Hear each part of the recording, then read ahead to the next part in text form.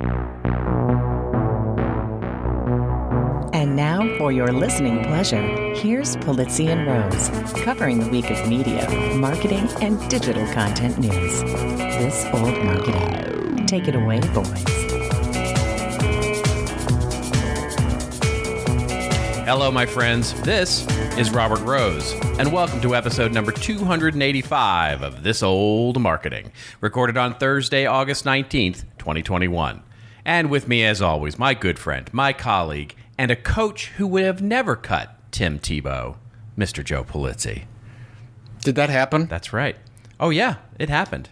It happened. Mr. Tebow is no longer a Jacksonville Jaguar. So he's going to go back to the booth and do some SEC play-by-play, or what is he doing? He should be you know what he should be is he should be preacher. or some sort of model. I mean, dude is cut. I mean, he is. You got a little Tim Tebow crush? Has he got a man crush on Tim Tebow? I do not. I can just make observations, my friend. I can just make observations. I mean,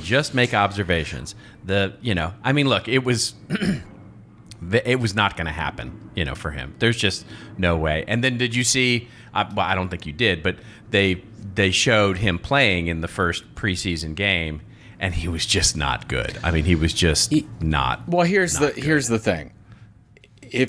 If he would have made the transition immediately from quarterback to, let's say, tight end, which I think that there is a spot for him somewhere on the team, I think he would have had something. But being gone for what it was 3-4 years, that's tough. Well, no, not 3 or 4, 7. Oh my God, I'm so old. I can't. Yeah, I can't remember anything anymore. Yeah, so normally in a like 5 years ago, I would have said, well, probably the Browns should get him.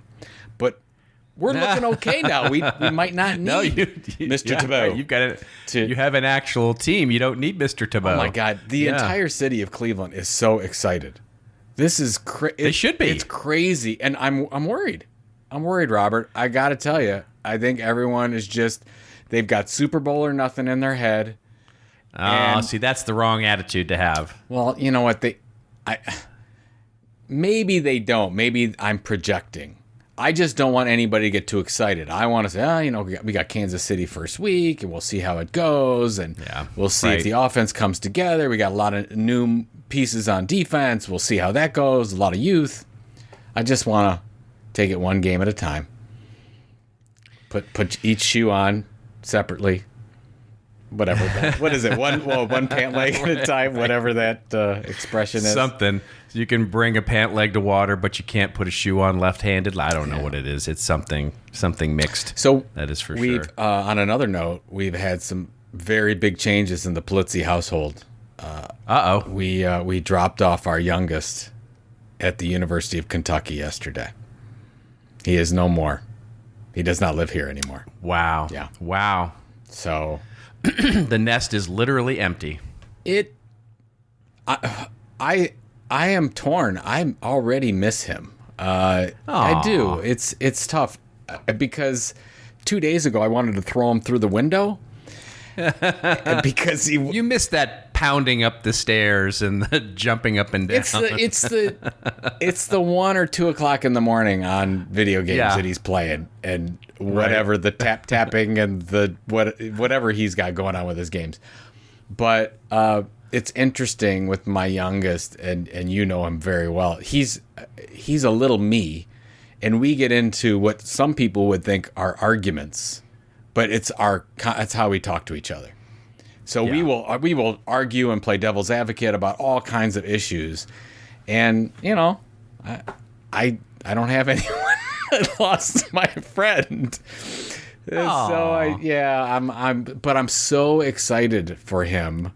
I hope he understands what a great opportunity it is, and I hope he. Oh, I'm goes sure. If anybody does, he does. I mean, you have two great boys. I mean, those kids are, those are the kind of kids that you dream about, right? I mean, they're just great boys. Well, you've only seen them at their best too. You're of course they're their best when they're around me. I mean, because I'm me. I mean, that's yeah. But it's fun. So I was trying to think of And what do you do as a dad when your kid is going off to college? Like, what do you say? And I was thinking about what that moment would be. I didn't want that. I didn't want to put so much pressure on that moment. So I wrote both of them a very lengthy letter from their father. And it ended up being a very long blog post. 35 points.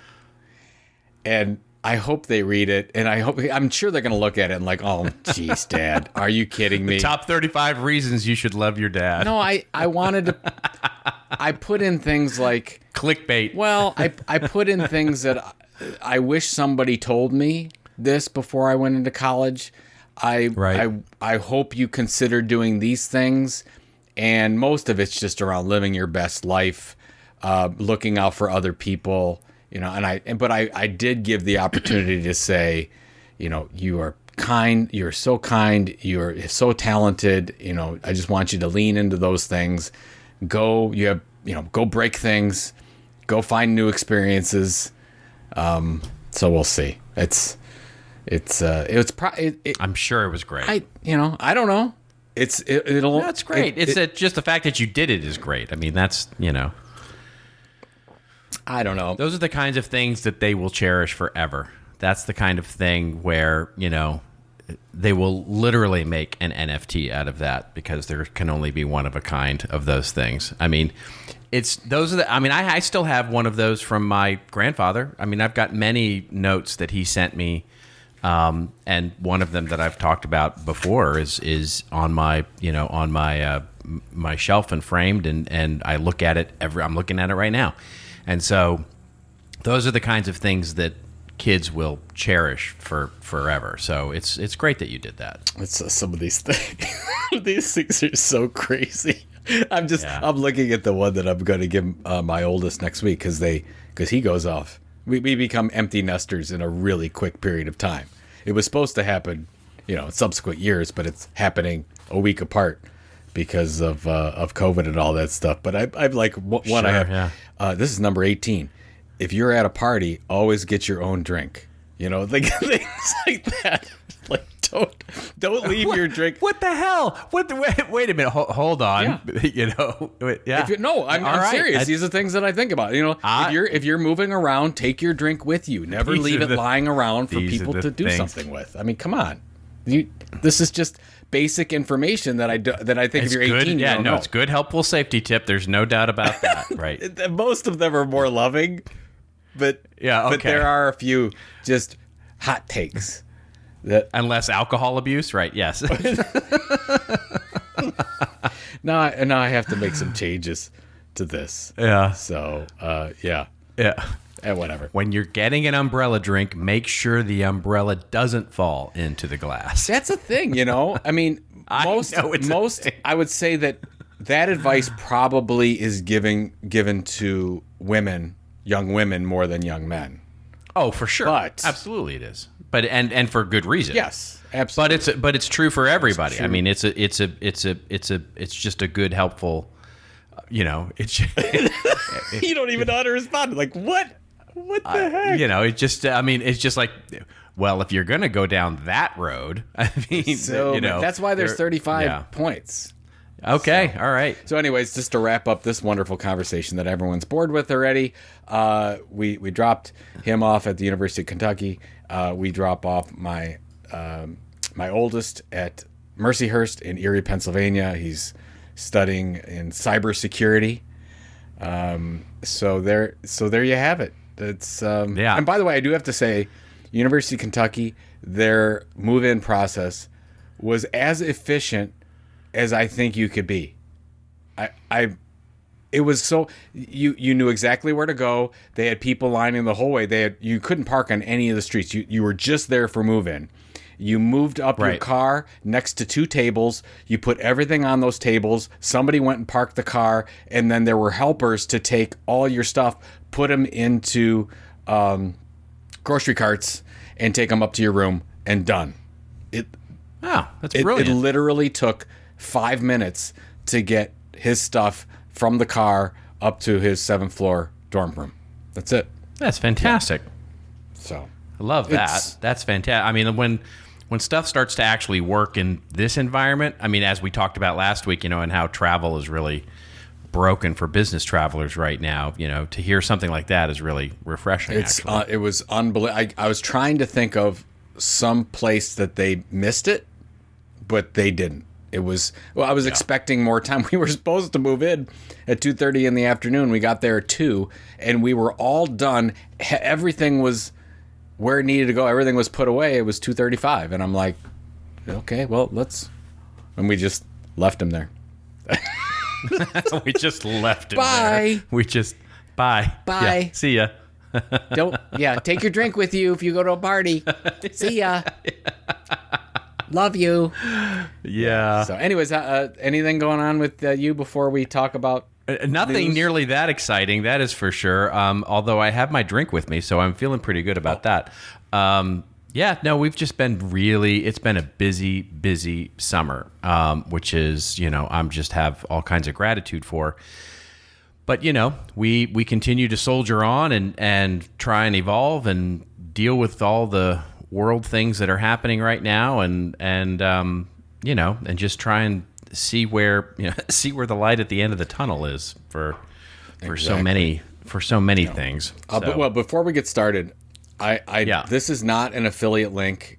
I'm not being paid to give you this product idea, but for whatever reason, my 2 children gave me a present as they were leaving. And it's called the Ember coffee cup. Have you ever heard of this? Oh, yeah. Of course. My wife has one, yeah. We've had 3 of them, in fact. It's just the greatest invention ever. It keeps... She loves it. She loves it. So basically, for those of you that don't know, it keeps your coffee or drink or whatever at the exact temperature that you want it at all times. So I have a cup of coffee right now.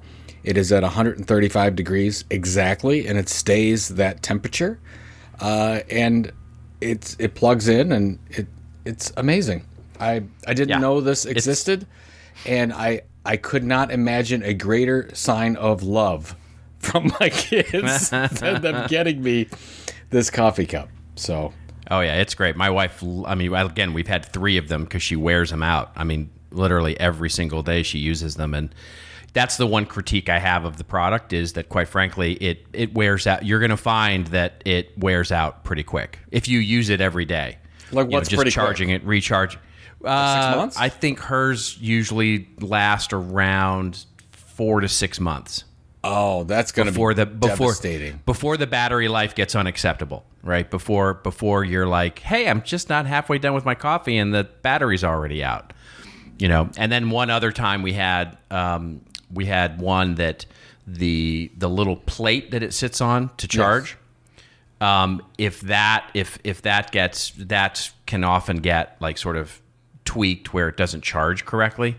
So it just it's new technology and it's good. It's a really great product, but you go through. Okay, them so if you use it's it. It's 8/19/2021. Yeah.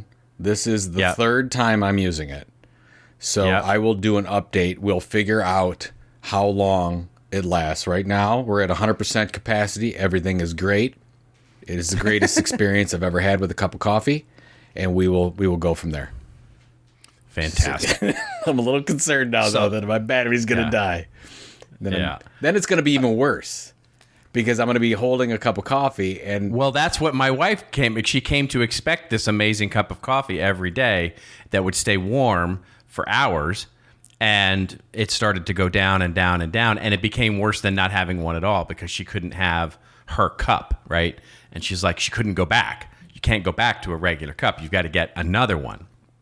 At one point, we thought about getting 2 so that she could trade them out. So, brilliant. It's hashtag the struggle is real. There you go. Yeah. All right. Shall we to the news?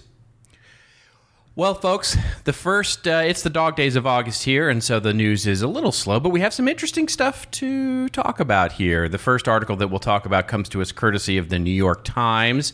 I absolutely loved this story. Big hat tip here to, and I'm going to mispronounce your name. I'm just going to tell you already. Pieter van Digel. That's how I'm going with it. My apologies for my American accent. He is P. van Digel on Twitter. And so thank you, Pieter, for sending this over. The headline is, you've never heard of the biggest digital media company in the U.S. Red Ventures has turned very specific advice into very big business. And so the article opens up by saying, Lindsay Turrentine, which is a great name, by the way. It's a great detective novel name. Lindsay Turrentine first heard of Ventures last fall when she brought her cigarettes to her lips. No, anyway, when it brought the venerable tech news site CNET, where she is the senior vice president in charge of content. She sat down at her kitchen table in Berkeley, California, and frantically started Googling to find out what it was. Her experience wasn't uncommon. People working in the tourism guide Lonely Planet, the travel site The Points Guy, health and medical information site Healthline were similarly blindsided in recent years when Red Ventures bought up special interest publications in a multi-billion-dollar shopping spree. Their Googling and then, of course, the mandatory corporate retreats led them to the company's South Carolina headquarters, a 180-acre campus with a cluster of modern buildings, a fire pit, a 6-lane bowling alley, pickleball courts, and 264 residences for employees who choose to live where they work.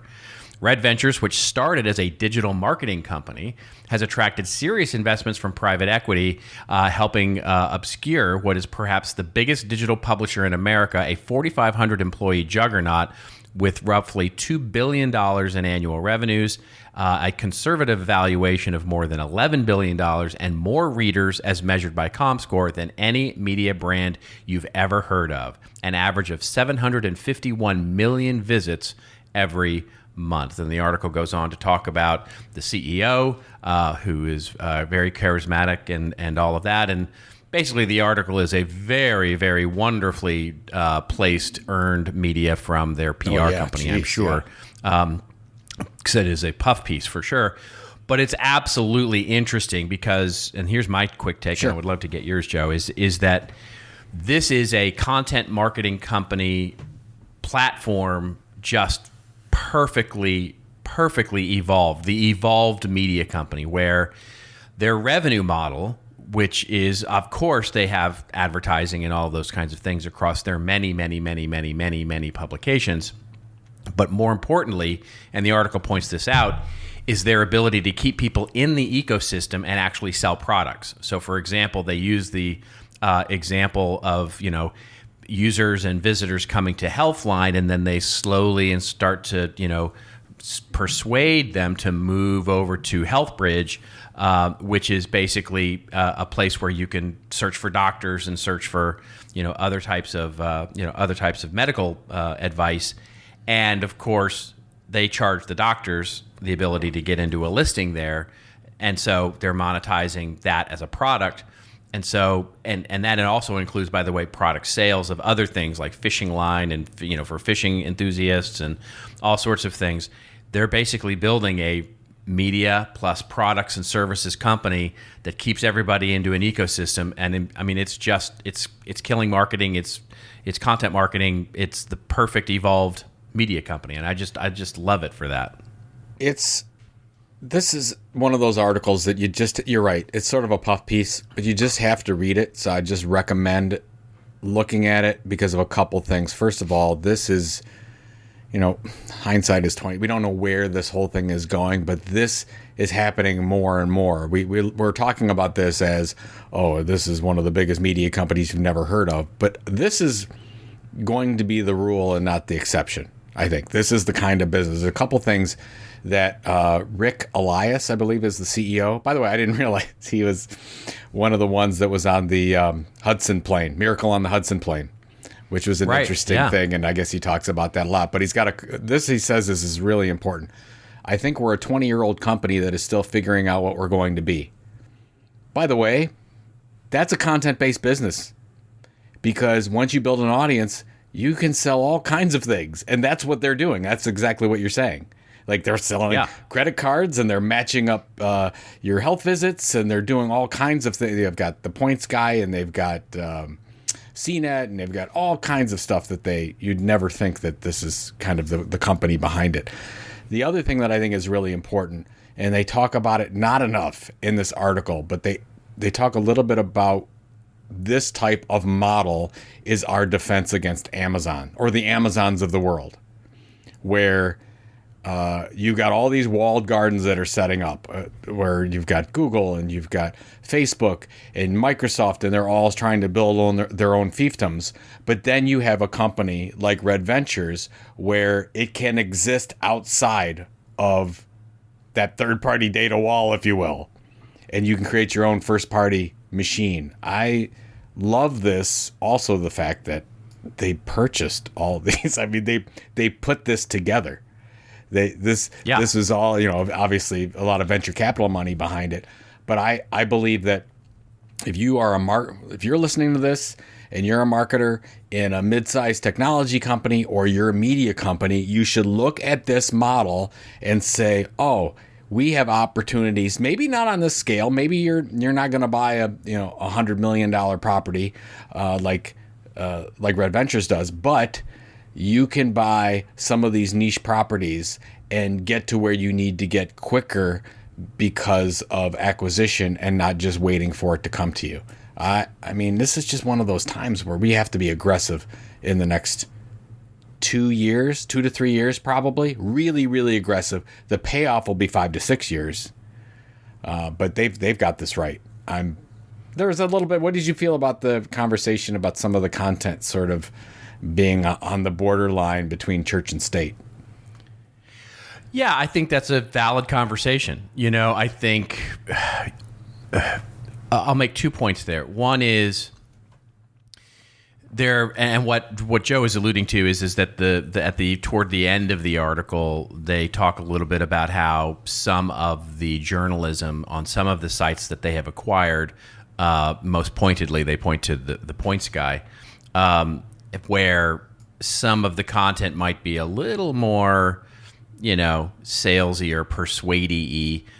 Get this American, get this Capital One card type of thing. Yeah, exactly. And so that's an obvious and natural tension that exists right now, because one of the things I was going to point out actually was how they have managed the portfolio really interestingly, going for the high value, high margin types of affiliate, products and marketing. So for example, instead of sending somebody over to buy a lawnmower or something like that, which might have a very low affiliate fee where you've got to get just hundreds of thousands of people to do that, rather you do it with a Chase Sapphire card or an American Express card, which is going to give you a bounty or an affiliate fee of like $300 and $900. Did you see that? Per Do you believe that? Yeah, Could you imagine the amount of money that they're making if they're moving cards? If you're selling 100 cards a day or something. Oh my gosh, all profit. Yeah, it's insane. It's insane because that is immediate. I mean, that's immediately made up in the fee that the user pays to become a member of that card. Anyway, so the cost per acquisition for American Express is like fine. They'll do that all day long, right? Anyway, but the tension there is a great one, and we've actually seen it on the other side in the marketing world. Our friend at Electronics, Arrow Electronics, where they started acquiring all of these magazines and engineering magazines, and have acquired 53 of the engineering magazines out there, and created a separate company to let them run like they're going to run, and basically use it as a data play to be able to raise up all the tides of the water of electrical engineering, so that they basically keep their total addressable market active and interested in making new electronics things. And so if you inspire that maker community, what do they need? They need electronics components, and thus that's the equation for why you would, subsidize basically all of these consumer and electronic engineering magazines. But even they felt like, okay, there's pressure, right? There's pressure from marketing and sales to say, hey, let's do this a little harder. Let's get a little more direct ROI. And I think to a degree, that's a healthy thing. It really it is up to the business to be careful about how you do that, and that tension there and that argument should kind of exist all the time, because it's the balance that's important, and it's when one becomes imbalanced for the short-term profits or short-term gains that it provides. And this, by the way, this is a great lesson, in gating content for marketers, or in how quickly do you put a, sales guy in front of a prospect who's downloaded a white paper. All of that is a balance of how quickly do you get to how much X would you like to buy today. And that balance is faced by every company today that's starting to introduce content marketing into it. And so I think at a surface level anyway, I really like the healthy tension there.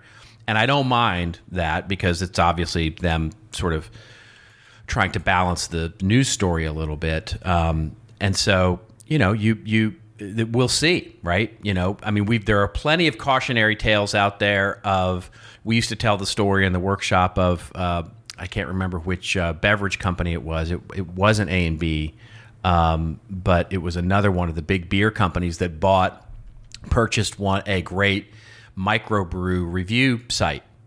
And instead of just sort of quietly buying it and folding it in and funding it and making it a thing, they made a huge deal out of it, a huge press release out of it, and really just overblew the whole, we're going to change the world with this thing. And basically their entire audience went nope, and noped out and unsubscribed, and they basically killed the site by doing it. That's obviously a pothole in our cautionary road here. So it's that tension there, and I think to a certain degree it's healthy. Well, in Arrow Electronics' case, they created a separate entity that housed all the publications. So basically, it's not just the marketing department for Arrow Electronics; it's actually a separate division of Arrow Electronics. Right. And that's how they... the revenue line and everything. That's how they manage the church-state opportunity, because you actually have to go through a whole separate company, and they felt that was the best way to do it. I honestly don't know. I don't know if that's necessary. I think maybe at the time, this is 6-7 years ago when they started doing this, maybe that's the case. But I think you're right. Every company right now on the face of the earth, media or not, goes through the same question. And you have to look at, if you put out content that is going to erode trust in some way, you are going to kill your business. So you have to make sure that, first of all, every piece of content is biased from every company on the planet in one way or another. We do our best not to be, but it is. But you have to make sure that you're not saying something that's not true or not core to the culture of your organization. Or just killing your golden goose, right? I mean, that's the moral of the story is that, there is a flow of money coming out of X site, right? For them, Points Guy, right? Which is a fantastic site, a fantastically, these days it's been a little slow, obviously, because of the business travel thing. But Points Guy was I subscribed. I looked at the site all the time and read the articles there. They're fantastic. And if they're getting a high conversion rate over to Chase or American Express to get credit card applications done and earning $300 to $900 per application, that's fantastic rovenue model. The immediate inclination is do more of that and feed, basically rock the slot machine and make it pay out more often. And at a certain point, that goes away. And it doesn't go away slowly. It goes away in one big, fall, and then you've ruined that trust with that audience, and it doesn't come back. So you've just got to be really, really balanced about it, and it will be interesting to see, because I've actually watched companies do this as well, where they run the golden goose and then they just kill it, throw it away, and get the next one, right? And that's, with one of the things we have to be watchful for is sort of the disposable brand idea, right? Where you build up a brand, you milk it for all it's worth, and then just throw it and build a new one. And that's starting to happen too. And, with media companies especially. And so you've got to be careful, because it's the same people. And so, but it, with a different logo and a different, idea and a different it all of a sudden looks different, feels different. And so that trust is something that I think can't, or shouldn't be eroded. I think the last thing I'd say on it is, we talked about this last episode a bit, about the revenue opportunities from the media site. And what's interesting, if you look at Red Ventures, and of course, a lot of high value affiliate revenue coming in. but they've got advertising and subscriptions and events and webinars. Of course, the whole everything thing, else right? too. Yeah, And yeah. this is what I would, for our wonderful marketing listeners out there, this is the challenge right now. Is you're generally creating your content and marketing in order to push a product or push a KPI behind a product or a service that you already have. And the challenges and where we need to go as marketers is to say, this is bigger. This is bigger than just the product you're selling. It's very tough to do this, by the way, if you're reporting to a VP of marketing and sales that has numbers to hit. But at the same time, you have to think that this thing could be the engine behind your entire innovation in the organization. A lot of marketers don't think about that right now. And this is where Red Ventures is at. Right now, what'd you say? $2 billion in revenues, 11 billion valuation or whatever. What can they sell in the next 6 months? They could pretty much sell anything. Anything they want, right? And that's the thing that I think we get lost on. It's the whole Amazon thing where, Amazon just sold books for the first 3 years. Now Amazon sells everything. This is when you build an audience, you can sell lots of things. You can generate revenue in lots of different ways. Your audience will support you in many different ways. It's not just the end-all be-all of the product you're selling right now, which is, by the way, again, it's very hard to get past that. But that's where we're going, and that's what I use to remind me when we're looking at our business model is I look at 3M. And I look at 3M and 50% of their revenue comes from new products within what I think you gave me this study. In the last 3 years, 50% of their revenue is new products. They're always creating new products. They're never just sure, they've got some great ones. But again, even with Scotch tape and all the other stuff that they have, they still creating a ton of new products. That's the way every company is going to go. And that can be driven from our relationship with our audiences. Yeah. That's exactly it. And they'll tell you. They'll if you have a trusted audience, they will tell you before you make the product. This is, we've talked about Lego before, right? I mean, where they have that entire platform where you can go out and they'll crowdsource votes and they'll say, here's product ideas we have, and then you can submit your own product ideas, and the ones that get the most votes of we'll buy this, they'll make it. So and you're doing it now in with Tilt, right? Going out to your audience and saying, hey, listen, if you want a new, and by the way, you should totally do this. You should make a Tilt branded Ember coffee mug. Now, how good is that? Oh my gosh. I didn't think about that. We were just focusing on a coffee mug, but now I want that's right, an Ember coffee mug. You want the Tilt, get it, with the Ember and the Tilt and the whole thing. Yeah. But it only lights up orange. That's right. There you go. No, I mean, to your point, we're working on our Tilt coin benefits in our Discord group, and I like our benefits, but I just went out and asked. I'm like, well, what benefits should we have? And got some amazing feedback. And I'm like, wow, I didn't think about that. And you're right. It's just that's the value of having an audience. And the thing is that audience wants to give you feedback because they actually want to buy certain things from you. You just have to ask the question. That's exactly right. We have to build the audience first, to build the community first. When you build the fans, they will construct your product strategy for you. Right. That's true. That is true. That's how content marketing world happened, by the way. Content marketing world would have never happened unless there was just so many of our audience that said, hey, isn't there a big content marketing event? And you and I were like, no, there's not. Right. Maybe we should do that. Damn it. Now we have to go do one. Yeah. And we did. Yeah. So funny. God. We'll be right back. Starting a business can be overwhelming. And a great way to make it simple is to go step by step.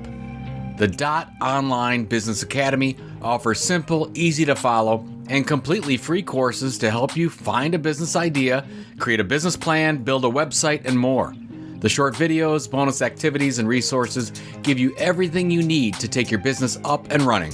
Hosted by industry experts such as Ryan Folan, Jason Falls, and Kim Garst, these courses also come with interesting activities and exciting prizes. For more information, visit academy.get.online. That's academy.get.online. And now, back to the show. Absolutely. All right, moving on to our. So here's the sort of punchline, or sort of corollary story here that sort of says, okay, but what's the end game? This is going to come to us from the Press Gazette, the future of media. My first time ever to see this. Yeah, me too. Publication. I was not aware of this. It's pressgazette.co.uk. So it's a UK-based, I guess, business for the most part, publishing business magazine. Love the title. Anyway, the article, the headline here is Future, which is a UK-based company. Look them up. Cool name. Future buys the week publisher Dennis Publishing for £300 million.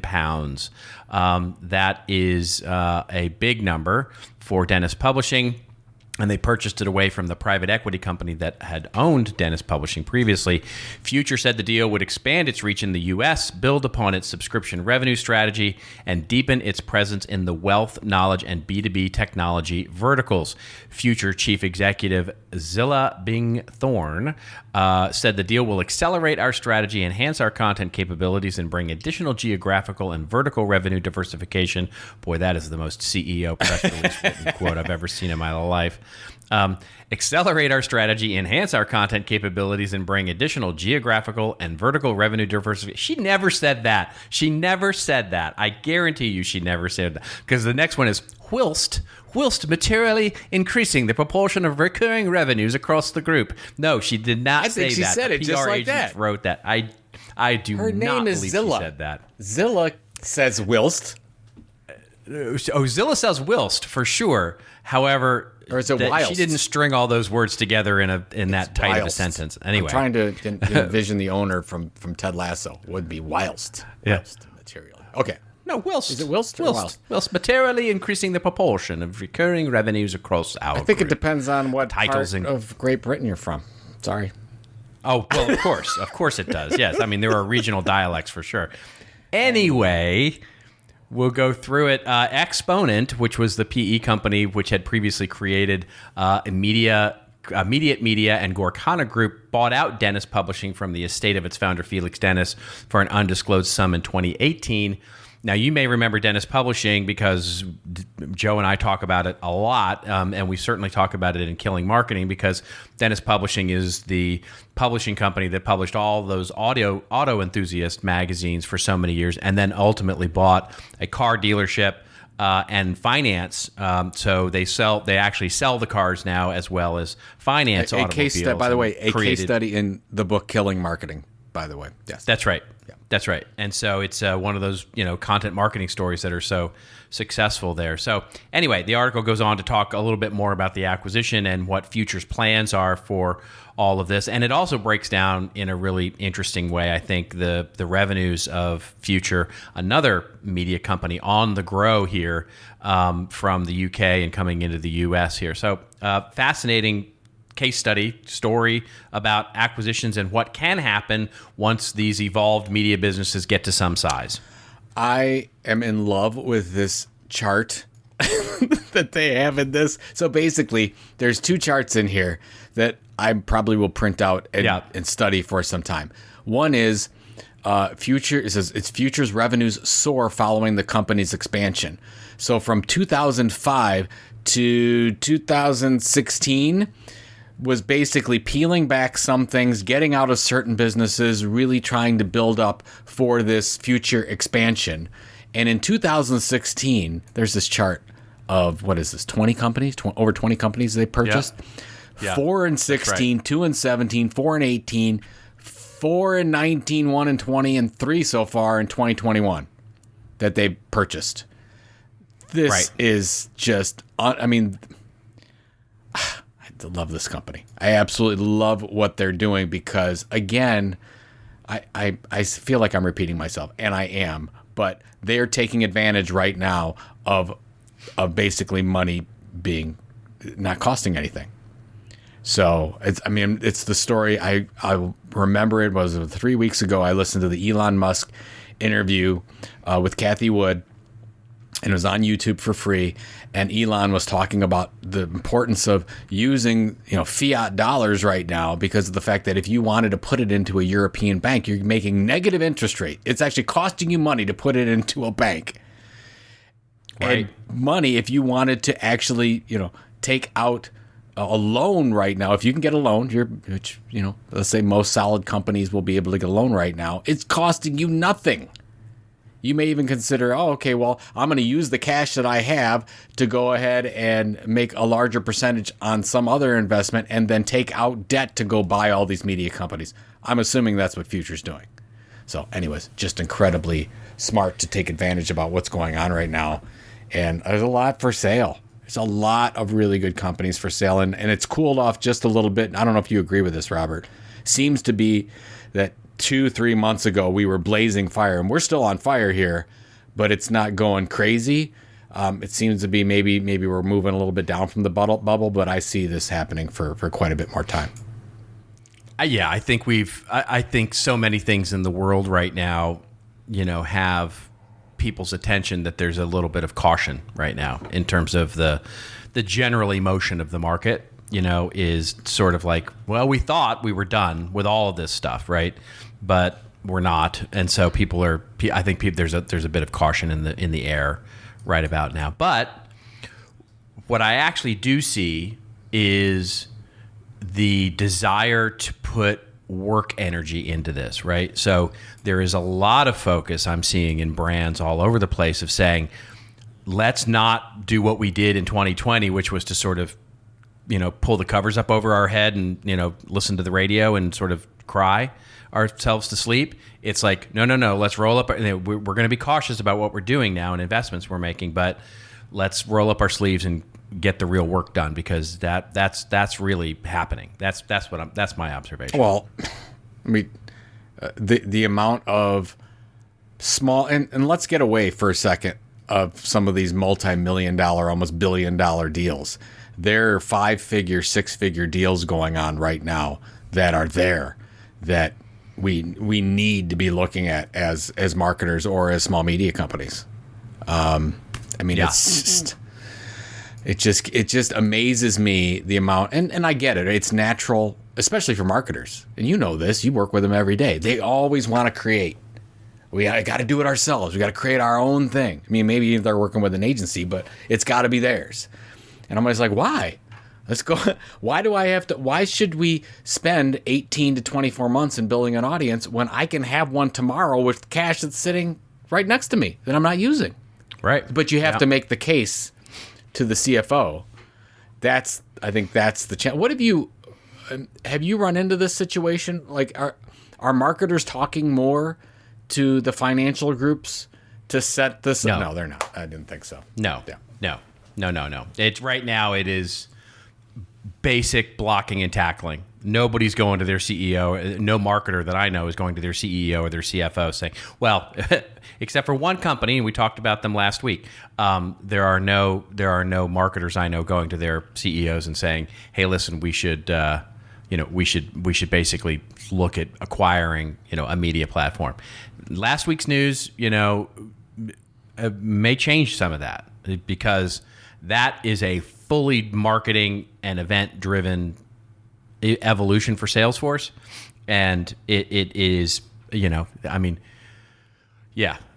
watch. I mean, they're going to have to acquire somebody in the near future. The thing that killed me about the Salesforce stuff when Benioff was talking about the valuation of media companies. Remember, not too long ago when we would talk about the valuation of media companies as being terrible.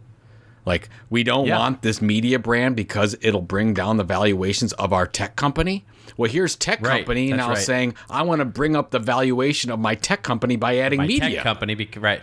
That's right. Nuts. That happened in a really short period of time. Yeah. And it's fascinating how it's sort of a the tale of two cities, right? Where you've got, media sort of coming up in value and you've got tech companies being commoditized down.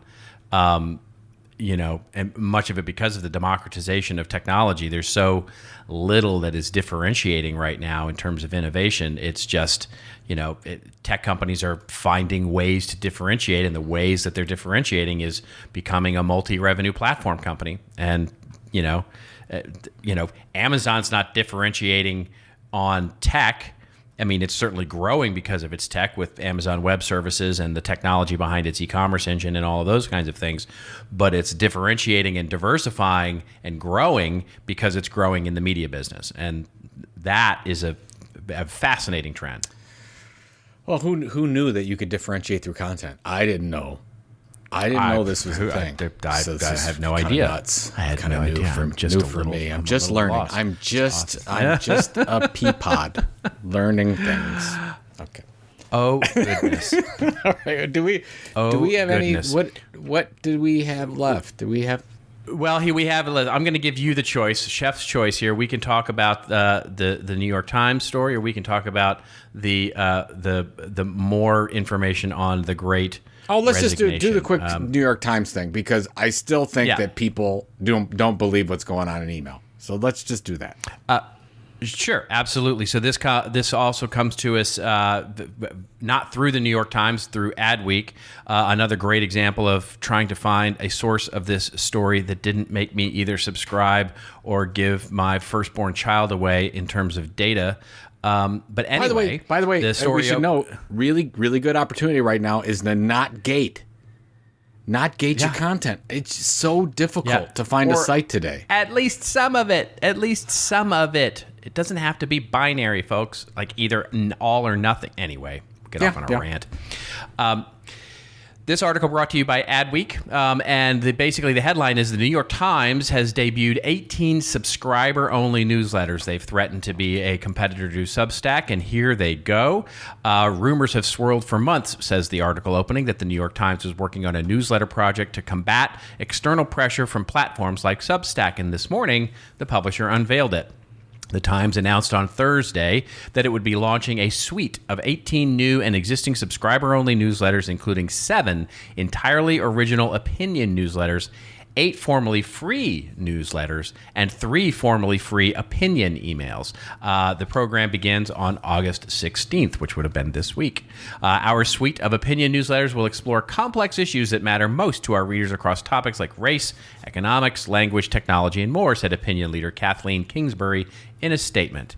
And the article goes on to talk through the details of what this new thing is, including the fact that they felt like they were blindsided a little bit by Substack and wanted to basically get some of their top writers embedded into the New York Times, and this is one way to actually get that. What do you think? Oh, I think it's smart because you have, if you are a prolific writer for the New York Times, why wouldn't you jump ship? I mean, yes, it takes time, whatever, but you'll take some of that audience with you, and you get all the spoils, and you own your own media company. What I don't know if I don't even know if you know some of the revenue or the financial model behind this, but what I see happening is they're probably going to these writers who are creating these probably personality driven in a lot of ways newsletters for New York Times. I think that they will initially be compensated by, how are we helping with subscriptions overall and maybe a piece of the revenue bonus. But I think long term they're going to get an ownership piece. Like you own I don't know how that looks. It's very complicated to do that, but I could see them getting points on their own newsletter. So they get the New York Times behind them, that brand and the engine and the audience development machine to help them, but at the same time they feel like they've got ownership, and then they won't leave. Right. So it's a retention play as much as it is a revenue play. Exactly. How do you keep good talent? Well, okay, I'm going to siphon off this newsletter, and this brand in this industry is partially yours. And you get 10% or whatever it is of the spoils of everything. Right. Which I think is really smart to do. It probably doesn't cost New York Times a lot to do it because most of it will be based off of growth. And By the way, I think that if you are not a media company, you could easily do that kind of model as well. Nice little first down payment on whatever it is. Hey, we're going to give you X thousands of dollars to get going, and we're going to give you X percent ongoing, and we'll give you bonus payments on growth. Yeah. So. I think it's a great move by them, and to this point, we'll see how they actually execute against it. But on that point, it's one of those things that it doesn't have to be terribly profitable. It just needs to pay the cost, right? It just needs to allow them to empower and to bring in talent that that otherwise would have gone to sort of just, and it's also a cachet, right? I mean, if you're one of these writers who writes, for one of these newsletters, that's a bit of cachet. Instead of writing something that is free and available to everyone, you're on a subscription basis, and it brings a little more strength to the individual brand as well. So it's smart from a lot. Did you look at the New York Times results from last week? Did you? The financial results? I have not. Look at them. It's interesting. I'm trying to figure it out. They don't expressly say this, but it looks like once you subscribe to one newsletter, it becomes a gateway drug to significantly increase the yield of that particular reader. So you get them to subscribe to one. I don't doubt that at all. They end up subscribing to many. This could be another thing. It's like, hey, if we can get somebody from outside to subscribe to this newsletter that we're not making all that much on, but we know that a subscriber is really, really valuable because long term, in 6 months, 9 months, whatever, they'll subscribe to 2 or 3 more things, and then they become highly profitable.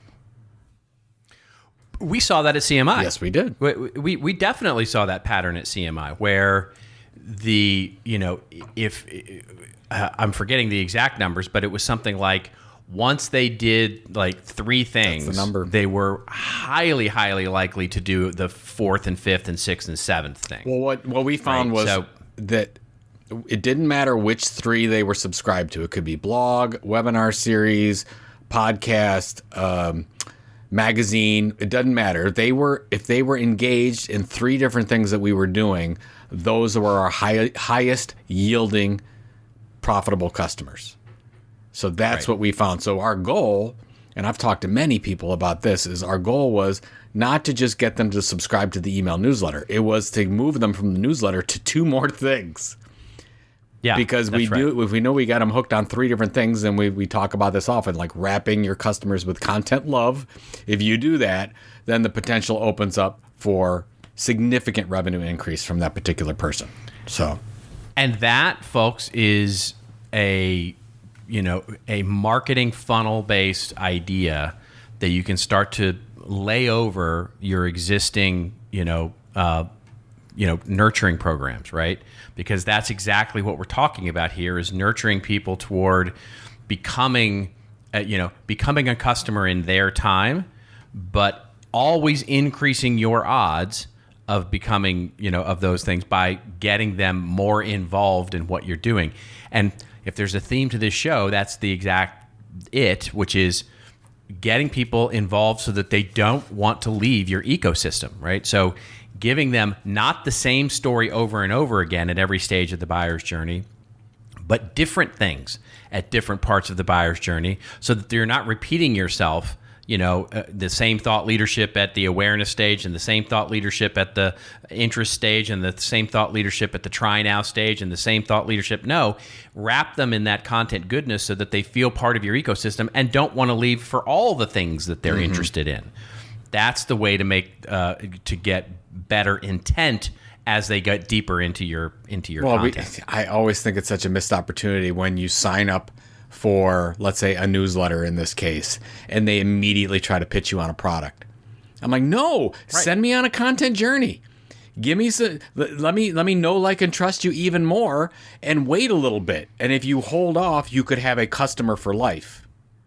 But a lot of people want, I got to hit my numbers. I got to do. Let's send it right away. Right. Or you get the case study at the first time you meet a company, you get a case study, and then you talk to a sales guy, and then they tell you about the same case study, but in different words.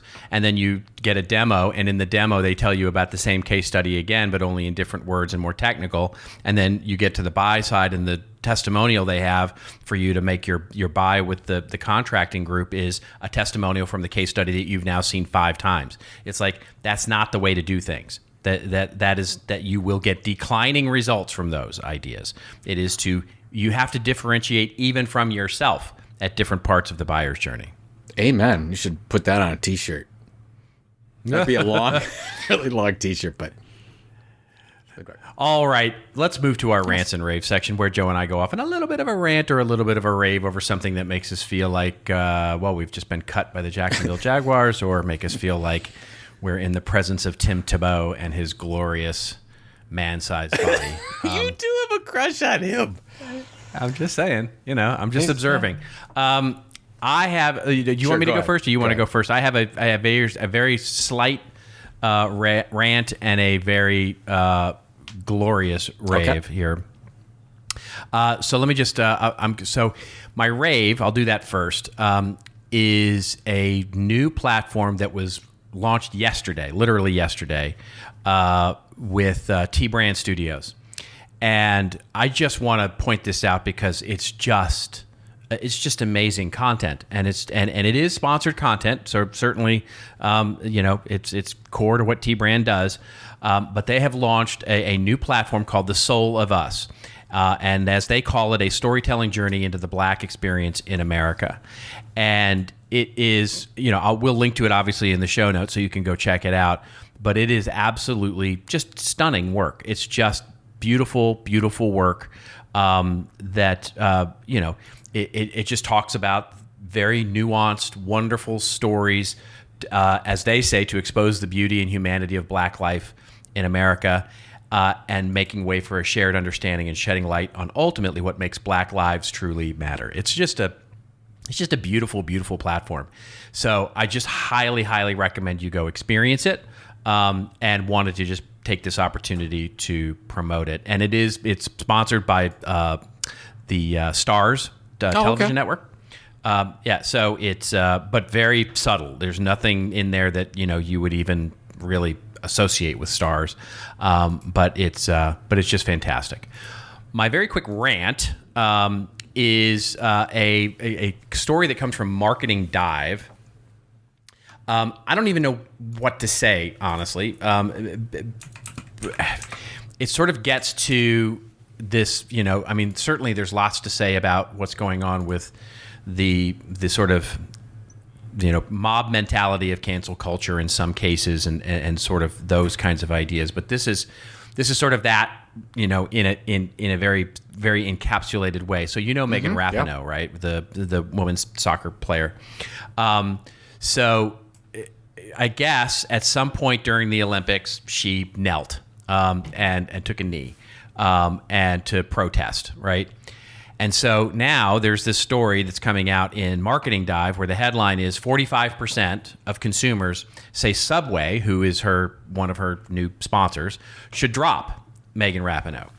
And the survey conducted by Pipplesay, P-I-P-L-S-A-Y, who the hell that is. I guess it's supposed to be People Say. People say, get it with the whole Web 2.0, no vowels kind of thing. Yeah.